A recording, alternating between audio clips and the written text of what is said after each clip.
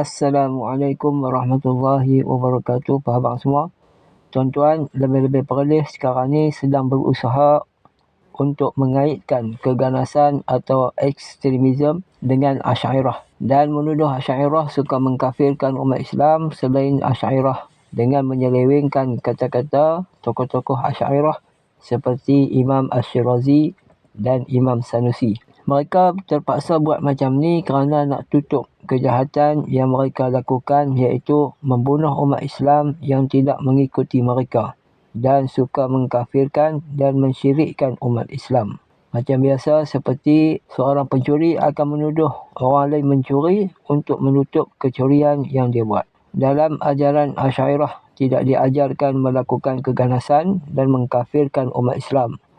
Kalau ada, sila tunjukkan dalam kitab apa.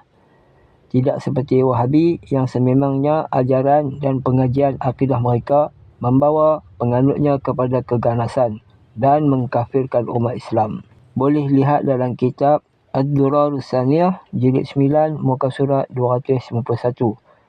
Oleh kerana sejarah hitam yang mereka lakukan, mereka malu dengan gelaran Wahabi. Kalau Wahabi satu kumpulan yang baik, kenapa malu digelar Wahabi?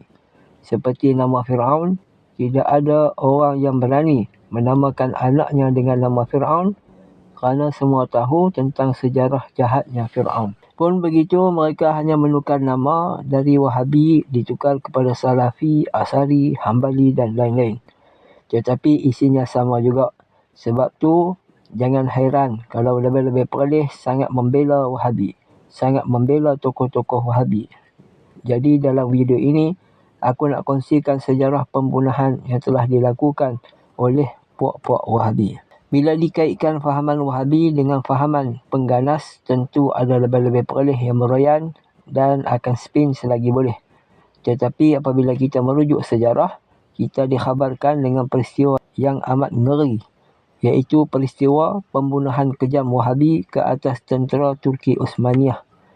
Pembunuhan beramai-ramai umat Islam dan penyembelihan ulama. Lihat dalam kitab Tarikh An-Najdi, muka surat 216 hingga 217. Terdapat beberapa fakta sejarah tentang keganasan yang dilakukan oleh tentera Wahabi yang dipimpin oleh Muhammad bin Abdul Wahab dan kroninya Muhammad bin Saud. Setelah kedua tokoh ini kembali ke rahmatullah, legasi pelampau Wahabi diteruskan pula oleh anak cucu cicit mereka dengan pendekatan yang sama, bahkan lebih dahsyat daripada mereka berdua. Semasa gerakan Wahabi menyerang kota Taif, Mekah dan Madinah, golongan ini melakukan jenayah perang dengan membunuh dan menyembelih para alim ulama dan umat Islam yang menentang mereka.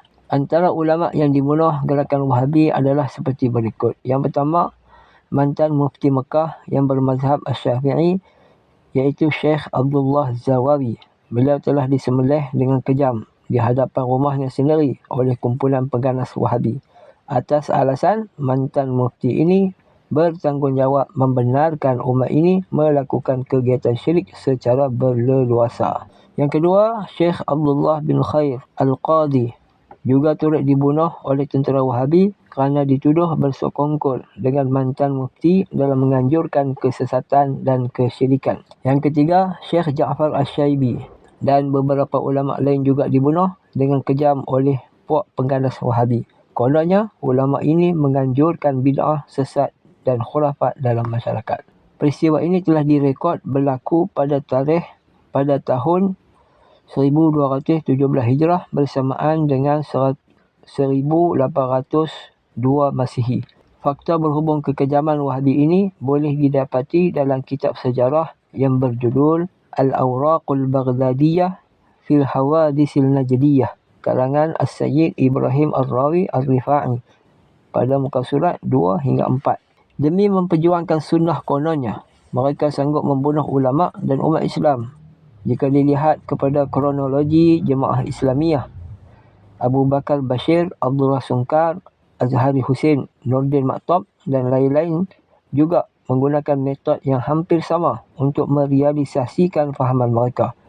Dan tidak mustahil jika golongan ini menguasai tampuk pemerintahan negara, mereka akan menggunakan prinsip yang sama sebagaimana Syekh Muhammad bin Abdul Wahab iaitu berjihad hanya menggunakan senjata walaupun melibatkan pertumbuhan darah umat Islam. Na'udzubillah min zalik. Sejarah hitam ini juga menyebabkan pendakwah Wahabi takut untuk digelar sebagai Wahabi. Lalu mereka mencari berbagai jenama untuk logo perjuangan mereka.